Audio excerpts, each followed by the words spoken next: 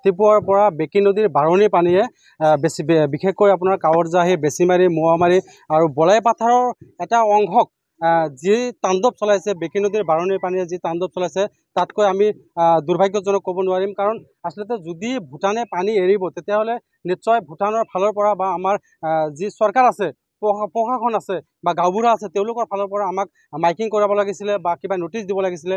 আমি আমাৰ এই নৈপৰীয়া ৰাইজে কোনো ধৰণৰ তেনেকুৱা সংকেত আমি পোৱা নাই যে ভূটানে হঠাৎকৈ পানী এৰিব। আজি হঠাৎ কৰি যেতিয়া পানী আহিছে, ইতিমধ্যে আপোনালোকে কাৱৰজাহী গাঁৱৰ 2-3টা ঘৰ ইতিমধ্যে নদীৰ বুকুত যা গ'ল। আপোনালোকে দেখা পাইছে যোৱা 4 পৰা 5 বছৰ ধৰি বেকী নদীয়ে বিশেষকৈ এই অঞ্চলৰ ৰাইজৰ বাবে যি তাণ্ডৱ চলাই আছে, স্থানীয় প্ৰশাসন হওক, জনপ্ৰতিনিধি হওক, তেওঁলোকক কিন্তু আচলতে তেনেকুৱা কাণসাৰ আমি দেখিবলৈ পোৱা নাই। আজি বিশেষ কৰি 3-4টা গাঁও ইতিমধ্যে নোহোৱা হৈ গ'ল। কাৱৰজাহীৰ এটা পাৰ্ট মাত্ৰ 20 পৰা 30টা ঘৰহে বাকী আছে, বেকী নদীৰ বুকুত যাবলৈ বাকী আছে। আমি দুৰ্ভাগ্যজনক কিজানি এই ঘৰকেইটাও কিন্তু অতি সোনকালে বেকী নদীৰ বুকুত যাবলৈ ওলাইছে।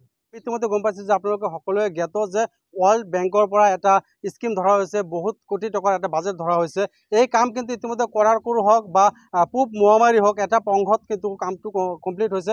আমি বাৰে আমাৰ DC মহোদয়ক হওক, আমাৰ স্থানীয় প্ৰশাসনক সকলোৱে অনুৰোধ জনাইছে যে আপোনালোকে বাৰিষা অহাৰ আগতে অতি সোনকালে আমাৰ যি কাৱৰজাহী আৰু বলাইপাথাৰ এটা পাৰ্ট আপোনালোকে অতি সোনকালে কামখিনি কৰক, আৰু কামখিনি কৰিলেহে এই অঞ্চলৰ ৰাইজে ভালকৈ থাকিব পাৰিব, নহ'লে কিন্তু আমাৰ কাৰণে এটা দুৰ্ভাগ্যজনক হ'ব।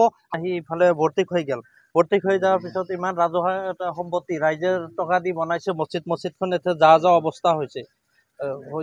যোৱা বছৰতো ভাঙাৰ কাৰণে কিবা কাৰণে মছজিদখন ৰাখিছে ওপৰলাই, এতিয়াতো যা অৱস্থা হৈছে আৰু মছজিদটো ভাঙি আছে। মছজিদখন থাকিব বুলি ভাবি এই মছজিদখন থকাৰ কোনো সম্ভাৱনাই নাই। যেনেহেন ভাঙি আছে, দিনে ভাঙি আছে। ৰাতিপুৱাৰ পৰা পানীয়ে ভৰ্তি হৈ গ'ল, থকাৰ কোনো সম্ভাৱনাই নাই। ঘৰ-দুৱাৰ ক্ষতি হৈ আছে। এই চব বজাৰত ঘৰ-দুৱাৰ গৈছে, বহুত সম্পত্তি গৈছে, গাছ যা গৈছে পানীতে, বানপানীত ভাঙি গৈছে। এতিয়া যোৱাৰ সম্ভাৱনা আছে, পানী বাঢ়ি আছে, কমা নাই। ভূটানৰ পানী এৰিছে নেকি, প্ৰশাসনে কোনো ব্যৱস্থা কাৰণে। স্থানীয় বিধায়ক আছে ইয়াতে, 1 কিলোমিটাৰে নহয়, কোনো কাণসাৰ দিয়া নাই, অহা নাই। এতিয়া বিচাৰো চৰকাৰৰ তাত কিবা বস্তুটো যদি স্থানীয় বিধায়ক আছে, কিবা যদি সহায় কৰিব পাৰে। ইফালে সেই ভিতৰত বহুত মানুহ অসুবিধা হৈ আবদ্ধ হৈ আছে, গৰু, ছাগলী, ম'হ লৈ চৰত। কিবা যদি সহায় কৰিব ৰাজহুৱা চক্ৰৰ পৰা, সেই মানুহবিলাক যদি এটা আনবা পাৰে।